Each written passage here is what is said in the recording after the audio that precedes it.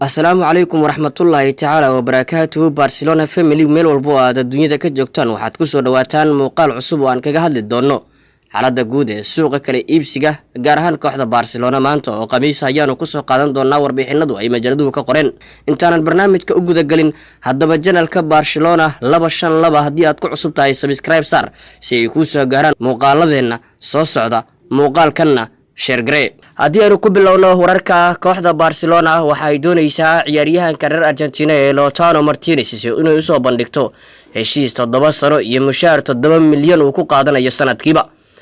dhanka kale Barcelona waxay wali isha ku haysaa ciyaaryahanka la yiraahdo Rafael Guerreiro oo 26 jir ah una ciyaara kooxda Borussia Dortmund sida ay qortay Sport. kooxaha ka wada dhisan caasimadda Ingiriiska ee Chelsea iyo Arsenal ayaa iyagu waxay si aad u wada baadigoobayaan ciyaaryahanka reer France ee Samuel Umtiti.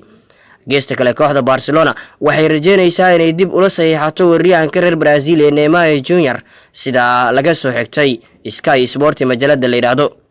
kooxda West Ham ee ka dhisan Ingiriiska ayaa diyaar u ah in 15 milyan oo gani ay ku iibsato ciyaaryahanka la yiraahdo Braithwaite sida ay qortay majalada Sport la yiraahdo.